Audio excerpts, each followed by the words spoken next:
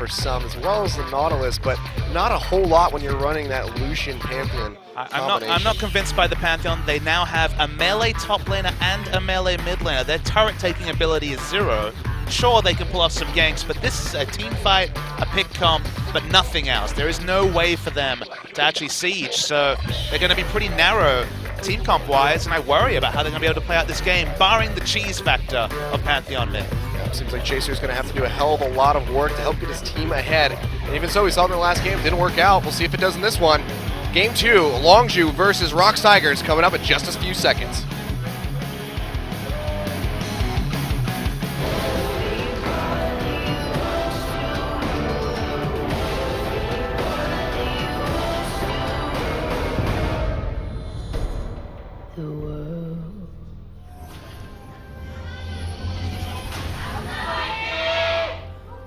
소환사의 협곡에 오신 것을 환영합니다.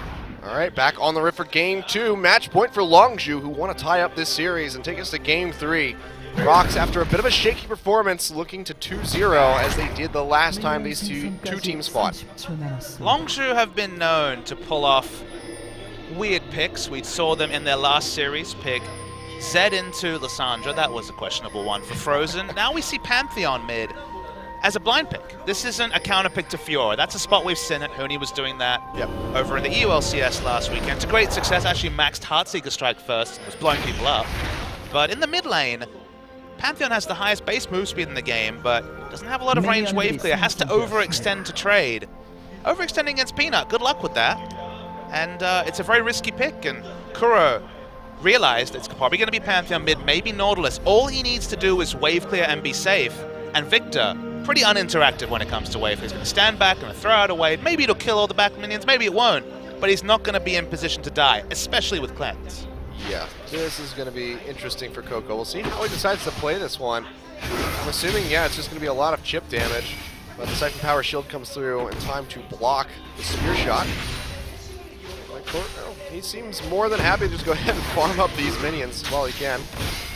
See, the one other thing about Pantheon is that he's a melee champion, so when he goes for these equal damage trades with the power transfer Q of Victor, he takes minion aggro, so he loses out incidentally on trades because of the minion damage, so very difficult for him to win trades. Kuro gonna take pain, but with the Feast Mastery, with the Overshield, with a couple of potions, it's gonna be an interesting war of attribution for Coco. Yep, especially once Kuro has all of his spells. If you can predict the stun from the Pantheon, you can very easily lock him into a grab to kill. You see a lot of aggression coming through from ROX Tigers as they pinch around this blue buff. That's going to be the exhaust on the Chaser, who has to flash away. Can they chase him down? It does not look like it. Now they turn their eyes onto Expression.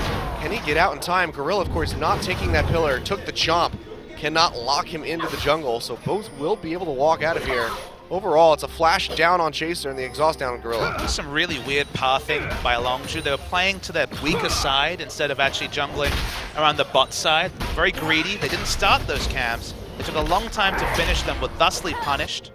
Tried to basically pull a fast one and get extra camps when they had no business doing so. Weren't ultimately punished. They did pick up their own blue buff, but honestly didn't deserve it given their jungle pathing. Yep. You see we're just going to have the swap here as the Nautilus heads down to the bot lane. Meanwhile, Gorilla, Smet, and Ray have all been chilling up in that top side of the map for quite some time. We're going to work down that turret with relative ease as it hits about half HP at the moment. Blue wave coming in, they will be able to get this here. Chaser doing a bit of counter jungling as well, taking away that blue buff. Again, finally now playing around his duo lane. You want to play on the side of the map where you have more mem. It's called vertical jungling. You see jungle follow.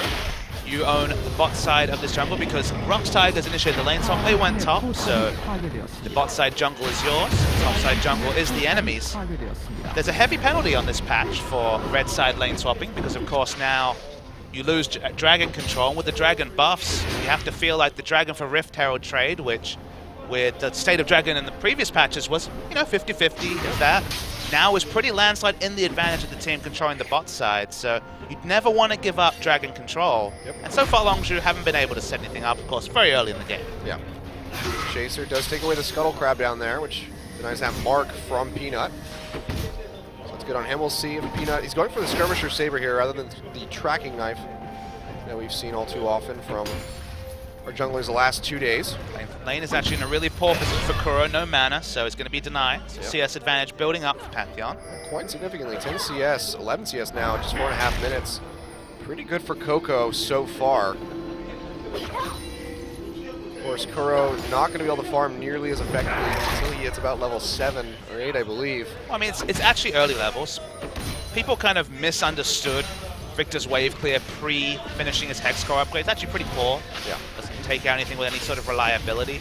And now the reliability of knowing exactly how much damage your backside of your death ray will do to the backline is different. I'm sure Kuro's practiced Victor. He's pretty decent as a champion. Peanut waiting over the wall. The Cocoon's not going to land. He's going to go ahead and jump in. Chaser comes in as well. Smeb's going to tank up. Gorilla is getting burned out, however. There's not much damage coming through from the ROX Tigers. Flashes have to be popped. Smeb as well now jumping away. Pure coming forward, trying to get these concussive blows to go through. They do lock up Gorilla with Cocoon. But here comes Kuro coming down from the mid lane. The Riptide Slow comes through. Can they get Expedition? They jump onto him. The Dredge Line comes through, but it's all too late. First Blood goes over to Peanut. Longzhu greedy. They only have 3 members now. They only had 4, now 3.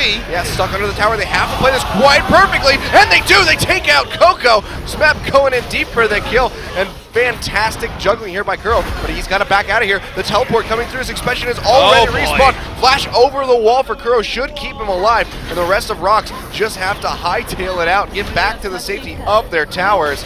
Peanut gets grabbed up. Can they finish him off as he tries to leap away? The concussive blows come through. Is the damage there? However, coming in as looks well. like it might be Chaser finds the kill, but here comes the teleport from Smeb as he starts wrapping right back around. Chaser goes down. They get on to Pure. They should be able to finish him off. Can Bray live? He does for the time being. Expedition, one more auto attack. Can he find it? He cannot. He gets locked up in the gravity field and he goes down. And just like that, ROX Tigers take a landslide lead in this game just 6.5 minutes in.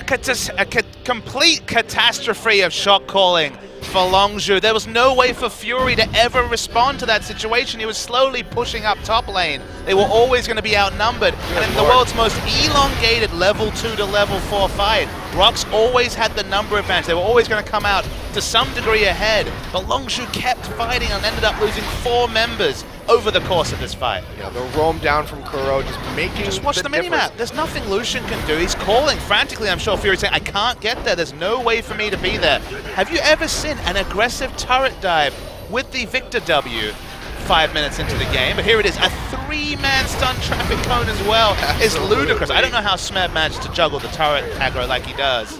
ROX Tigers are so damn good. Their calculations, whether it was blue trinkets to get Baron the last game, or just this whole fight, they conceptualize things before they unfold and then punish you. Yeah, that was beautifully played by ROX Tigers. I thought it was going to be disastrous as they went in for the dive, but the gravity field just so perfect from Kuro, locking up all 3 members, just ensuring that their very low HP bars were not going to be touched any further. And just like that, ROX have a massive lead. 6.5 minutes in plus now. So Kuro's gone for an item that we're going to see more and more. Going for the Dark Seal, which of course builds into Magi's. More fighting time. Yep, Peanut coming in, trying to just maintain that aggressive playstyle that he's so well known for, and he will be going for the Devourer as well. Dark Seal isn't a complete mana's item like Magi's was before Dark Seal existed, just because it does actually give more value on potions, because of that increased healing. So Kuro doesn't want to itemize into a big sustained purchase like Nautilus, for example, has with the Flask. Instead, he's now gone for a bit more effective healing from potions with the Dark Seal, but of course it is an aggressive item as well, so not quite corrupting potion level of investment, but still going to be some extra sustain, and hell, if he gets some stacks out of it, even better. Yeah, that'd be really nice to see if he goes ahead and builds it into the Soul Stealer. But first, Dragon does go down 8.5 minutes in. ROX Tigers continuing this objective push toward victory. Now up that 6% buff. Not going to do a whole lot, but it gets them one step closer to that tower damage buff that they really want from the Dragons. Absolutely. Then everyone's a turret taker, which is a good way to be when you have double AD. And a Poppy. And a Poppy, absolutely. Poppy's poke in general. The one thing you learn about Poppy is, perhaps the strongest thing about Poppy is you get Iceborne Gauntlet, pop your W, you're hella quick, and your first auto attack slows from range, and then you're in position for E, Q, R, all the other CC that comes through. The fact that you can acquire a target from range seems to be the reason that you can chase down better than almost any other melee champion. Yeah. Speaking of strong. Poppy. Yeah, we can see her just roaming right back down. Will get spotted out by the pink ward, but Expression being slowed by the traffic cone. He gets the dredge line, but he pushes him straight back. Exhaust comes through onto Prey. Chaser just now arriving. Expression has to flash. Well, Coco is fighting with Kuro. Doesn't look like that engagement's going to be going on for much longer, as they do go ahead and back off. Coco getting out-traded by Kuro. Kuro, I believe, dropped the ult to interrupt channel. Now, I don't know if interrupting channel instantly refunds. I know that Pantheon can cancel his own channel. I don't know what happens when an enemy interrupts the channel, but dropping the ult from range, given the fact that it is that instant ability cancel, it's not quite as silence, but effectively like that when it comes to a channel. He interrupted the channel, as far as I can tell. Just seem that way. Coco now, even in CS with Kuro just about.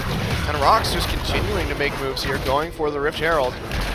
We'll be able to pick this one up. Chaser coming around the sidelines. They go forward onto Smeb. Has that shield up so they can't dash into him any further. Takes a lot of damage from that calling. Who's going to get the Rift Herald? Nobody. And they're just going to lead it. I think the enemy can pick it up. I actually do not know. That's a good question. Fair question. Again, I prefer to think that nobody wants it because the Rift Herald buff sucks. Coco trying to get the blue buff. Gets taken away by Chaser. Not ideal. Yeah, so no more spear shot spam. When we mouse over to Crow, it'll be interesting to see if he has been maxing spear shot, which makes sense in a long lane, in a short lane, sorry. Heartseeker Strike, if you can get away with it, is more damage, but you usually can't get away with it. Hard to get the range of Kuro to constantly spam that out and get that damage in, especially when he has a shield from Siphon Power. So I guess if you think about it though, like it does give him ability to push back. It does work on monsters with reduced effectiveness. So that's true. Maybe it is the max. We'll have to keep track of that, the viewers. Gorilla just going right back in. Says, I don't care. I want that pink ward. Two concussive sacks. Teleport coming in too. Yeah, TP coming in from Smab on the sidelines. Let's see what they can have done. Flash away by Pure will keep him safe. So ROX not going to be able to find anything quite just yet. Flash for TP though. Definitely a good trade from the side of Longzhu. Now teleports down for a long time. No objectives to fight over, so very low value teleport from the side of ROX Tigers. Yep. Just have to see if Expression can make anything happen with his own before Smebs comes back off cooldown. So ROX hovering around this dragon pit, maybe looking for some kind of pick, but Longzhu is not going to have it. Yeah, Smeb was just sticking around, saying, okay, waiting for Nautilus to start pushing up, then I'll go top lane, see if there's any chance of picking up a repeat engage. No such luck. Now Chaser, feeling a little bit confident, going to go into the jungle of Peanut. Spotted out by that Wolf Spirit, however. ROX have to respect the teleport. Now they all have to back away. Smeb is top lane, no teleport for 4 minutes, so ROX have to be much more defensive than they played in the first 10 minutes of this game. And with Dragon Spawn in just about 2 minutes, I'm sure we'll see ROX making a revisit over to that objective. But they're playing defensive when they need to. Yeah. They are showing they have gears. One of the big queries about Peanut was, when his team's winning, he'll go and do counter jungling. But if you remember back to his Najin days last season, he would counter jungle all the time and randomly die when his team was losing. Yeah. The fact that he's able to listen to calls, stay back, just back up his laners when there's that big teleport advantage to Expression is a good development to see in his development as a player. Absolutely. It's one of the big flaws that you often find with junglers, especially good ones, is they are sometimes just way too damn aggressive, and they need to know when to back off, so good on Peanut. He's listening to those calls and playing with the team. Helps that he has a Devourer and wants to farm. That too, Smeb though getting engaged onto the top side, flashes away for that extra distance to get him onto the tower. Nice juke out. Will evade the cocoon, but he can't get away from the dredge line, taking a whole lot of damage, but here comes Peanut. It's a double pop-up, and it looks like Expression and Chaser are just going to back off. Yep, so get a flash, successful gank, regardless, from Longzhu. Yep. Don't want to dive when there's a Lamps Respite. So it was a couple of points into Spear Shot, now is maxing the Heartseeker Strike from Coco. 4 points Heartseeker, 3 points into Spear Shot. Gorilla roaming up, trying to clear out some vision here, maybe trying to create some kind of play around this mid lane, which has suffered a lot of damage onto that tier 1 tower. Big worry for Longzhu is very, very low on magic damage. Good base values for Elise and Nautilus, but not much more than that. That means that the champions that's the most deceptively tanking the game and Poppy can itemize purely for armor. Calling gets burned out, Prey taken down to about half HP, but Gorilla arrives to keep him safe. They should be pushed back up to near full HP after these relic shield charges are used. What will Pantheon offer Longzhu is the question that will develop as we go further into this game. Now has fully maxed out Heartseeker Strike. As long as you're going for the blue steal, but ROX is here to back it up. Pantheon Peanut's here as well. Do they get it? That's actually going to be Chaser walking away with it. Coco comes in on the backside, doesn't find anybody with initial damage. Gets to toss it out, jumps onto Prey, but he gets popped by Kuro with the Siphon Power enhanced auto attack. Fury goes down as well as Peanut is just chasing through. Chaser goes down, a double kill now for Peanut. Oh. Can they find Pure? The laser's not quite going to reach, but it's 3 kills coming through for ROX and a dragon off the backside. ROX was so much smarter at playing around Kindred ult than any other team we've seen. Instantly Sivir backs into a corner. Looks like she's food for one of these frontline champions like Pantheon. Instead, fighting right next to the Lamb's Respite, popping it early. Pantheon goes in, has to instantly flash away. They pick up the kills, and grouping your threats together with the Kindred ultimate makes the utility there so much more valuable. Yeah, also just overshooting the Pantheon drop point a little bit as well. Didn't hit anybody with that initial damage. See, that's what you do, though. That's not actually a mistake. You want to occupy space with this ultimate to ensure no one can retreat that way. But Prey and Peanut fighting together, no one else is committing with the Pantheon, means that Coco basically dies for free. Prey able to open up space over a wall means that no one can finish him off. And then you pop ult, everyone runs, and there's nowhere for Longzhu to go. The only bad thing for ROX in that fight was that Kuro did not get the kill after flashing. But if that's the worst thing that happened, then it's not too bad. Yeah, people misunderstand Pantheon's ult, just like they do Twisted Fates. Well, you don't see Pantheon too often. So. You do, and I'm not criticizing you for it, I'm just saying, what you want to do with Pantheon is ensure there's nowhere to retreat. If you're retreating into Heartseeker Strike. Fair. You're not retreating into anything else. So the damage, always a secondary concern. A fair point, and I now feel very well educated. Thank you, Professor Papa. Professor Papa on his Pantheon. I don't play a lot of Pantheon anymore. I enjoyed him in the jungle once upon a time. I used to like him in the top lane. It's good now against Fiora. Again, that's the secret counter pick that Honi showed in the ULCS. That's right, NALCS, my apologies. He has since changed sides. You can see though Chaser going for a dive onto Smab, interrupts, the ultimate drags him in. Just trying to mitigate that as much as possible with the shield. He's taking a hell of a lot of damage. Chaser goes in for the execute. Stuns him into the tower, but Expression is more than happy to take this up. The question is, can they finish off Smab? He goes back in. Chaser repels up to safety. Coco, though, getting engaged on, does a lot of damage to 3 members of ROX, but still falls in the end. Overall, a 1-for-1 across the map. But a 1-for-1 where Longzhu will get an outer turret, and it's going to be an inner turret for ROX. So yeah. Inner mid lane turret means so much control over both Dragon and Baron buff. A pretty damn good trade there if you are the ROX Tigers. I think they're going to be quite happy with that one. And then you see them rotating up. They might just go for another Rift Herald. I was going to say Baron, then I realized we're only 17 minutes in. Yeah. This has definitely been a more ROX Tigers display. Yes, it has been. Starting off the game like themselves. Who okayed this Pantheon pick is what I want to know. Last boy please. It was a blind pick Pantheon. Feel free to scold him after the game. A blind pick Pantheon. Mid. I mean, it could have been a Nautilus mid, I guess. But the top laner was Poppy. You do not want to pick Pantheon into Poppy. Yeah. Curious, to say the least. Just a little bit. This mid lane is just sliding out of control here in favor of Kuro. CS lead is growing pretty substantially now. Both towers down for Coco. Flash down as well. They could easily punish him if he pushes forward. You can see though some focus from Longzhu down on the bot side of the map, but Chaser is spotted out by that ward. So ROX, all the wiser, not going to get caught out. A dragon spawn. 2 dragons now. We mentioned that 2 dragons with double range auto attackers means good times when it comes to the split pushing that's been going on for the majority of the game. Don't know why we're fighting over Scuttle Crab, but okay. It's a very important Scuttle Crab. Only the most important. 5 stacks on the Dark Seal for Victor. I mean, it's a Scuttle Crab that'll be down before Dragon Spawn, so obviously you need it. Yeah, absolutely. Establishing vision. Establishing dominance. Our ROX Tigers have been doing that all season. And all of this game. Not so much in the last one at the start, but definitely playing like we know them to. Coco maybe looking for the Grand Skyfall. ROX don't have vision for it, but they are anticipating it. Yep, Smeb likely. Oh, this is going to be the TP from the top side in the try. Go time! Smeb has not been matching this TP yet. Kuro already taking a lot of damage. Drops a gravity field though. Trying to lock up Coco.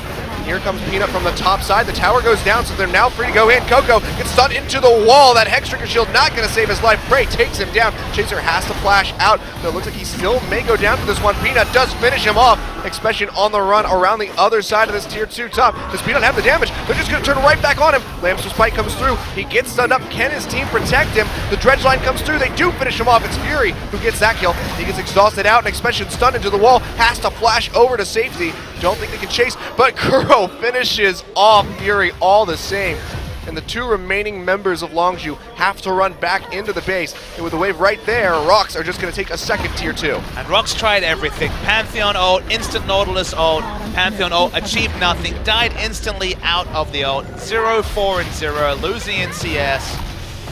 I don't know what to say, Achilles. The Zed pick, that was a head scratcher. This one, it's just awful. I think we say that it's going to be a 2-0 game. Skyfall comes in, but it's so telegraphed. They see the teleport coming. 1 + 1 = 2. Pantheon's ulting. On top of you, they kite back, instantly focus down Coco. Of course, it's built damage. It's only got more Marmortius for any sort of tankiness. And then Sivir ultimate, everyone running in.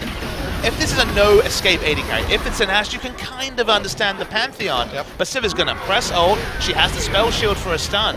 You're never going to get anything out of the Pantheon pick. Yeah, Peanut a little greedy here. Does net them the kill on Fury in the end, so I guess all the same, still quite good. But ROX Tigers now coming in with an 8.2 thousand gold lead, just 21 minutes into this match, looking so strong. Looking like they're going to very cleanly close out this match. Well, the problem now for Longzhu is they don't scale. Pantheon doesn't scale until late game unless he's snowboard. Certainly not snowboard. He has a tanky. They have a tanky frontline for Fury, but Fury's behind his opponent, and his opponent is a utility AD carry that is now going to do more damage and provide more utility than Lucian. So this is one of those scenarios where even without 3 dragons to 0, even without the massive gold lead, there's just nothing that can come from this Longzhu comp. Yeah, and something I actually just noticed that every single person on ROX Tigers is running Swifties this game. That helps too. Yeah, it's great for their positioning. They were nerfed on 6.4, but You're worried about the Grand Skyfall? Run away from it. Sivir helps with that. That too. Oh boy. The Longzhu head scratches are becoming a thing. OQ moment's gone, but Longzhu head scratches, new one. Yeah. Taking over. See though, Longzhu just struggling to figure out where they need to be. Nothing really for them to take. Smeb speeding up, trying to get onto Coco, just slow him out, but not going to be able to get that stun into the dead tower like he was certainly looking for. One of the most curious things about the 2016 season of League of Legends is that the best team in the world, the ROX Tigers, they play reliable comps. They play press-R comps, they play a lot of CC. They're always able to fight when they want to because they always have 4 or 5 initiators. And then we see teams like Spenu. Speaking of initiation, Expression nowhere to grab onto, gets locked up by that gravity field. Kuro will find his 3rd kill of the game.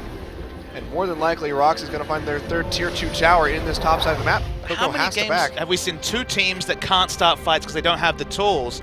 And the ROX Tigers always have 4 people that have the tools. Why are the worst teams playing poke comps and the best teams playing reliable initiation comps? What is this world we live in? It's just so bizarre. It is. I cannot help but agree with you, Papa. See, that tower does go down, and ROX in a pretty advantageous position to maybe go straight for this Baron. You can see that Longzhu certainly think that that is what's happening as they ping for help in the Baron's pit. But that's going to be the go button press. Chaser, where are you going to go? There's nothing to jump to. Comes straight back down in the middle of the team. He gets burned out. Kuro with another one. Coco has to flash into the Raptor pit, but he gets popped up by Smeb. He's going to get taken down, and it's going to be Peanut taking away that kill. And just like that, no jungler, no mid laner. I think it's Baron time. When you have initiation, when you have speed ups, when you have aggressive wards, you decide when the fight starts, you decide when the fight ends. Only 2 kills, but almost certainly going to be Baron with no Pantheon and no Elise. Longzhu can watch on. A lot's changed for Longzhu since they were beaten 2-0 by ROX, but scoreline certainly won. Yeah. I think if this was a solo queue game, this is the point that Longzhu starts calling for an open mid. Pretty damning. Yeah, seeming like one of those games. Actually, maybe that was about 10 minutes ago. Is there much difference between an open mid and a blind pick Pantheon? That's a very good question. Probably not. Well, it doesn't seem like there is. I've got good news. Plenty of stacks on that mid-chase. Yes, there are. So he was at 32 KDA before. Add on an extra 12. He's at 44 KDA now. On Victor this season. Nerfs came through, but no one told Kuro. He doesn't... Kuro heard you, he just doesn't care. Yep. Rough game to watch here for Longzhu. It was a really hype game one. It was such a hype game one, and then it just became a complete stomp fest by way of ROX Tigers walking all over Longzhu's faces, as fortunate as it is. Fury getting jumped on here, has to pop at the calling. Pure doing what Braum does best and blocking his AD carry, and suffers half of his life at the same time. ROX just coming down, the go button is pressed by the Sivir, especially just getting absolutely melted. One last auto attack does finish him off. Bray finds that kill. Coco comes in, and he just gets popped immediately. Bray finding the kill. Tower goes down. I think this is going to be the game. This is going to be the set. ROX Tigers just walking all over Longzhu. That time is not that long. It's only 25 minutes, but I don't know what Longzhu are going to do. The double melee, the Pantheon mid. What to say? Yeah, good lord. Fury almost dying in the Fountain ROX. Trying to get some kills here if they can. Boomerang Blade almost takes down the Lucian, but Kuro says, you know what, I got a Death Ray. Pads his stats a little bit more. 5-0-9 to end this one out. The Nexus falls. ROX Tigers still undefeated, going 2-0 over Longzhu. Such a crime that the ROX Tigers are not at IEM. Oh, I know. This team is the best in the world. There's no other way to put it. Longzhu beat SKT just a couple of weeks ago and then got crushed into the ground, specifically in Game 2. We're going to have to be left to wonder about the now 0-6-0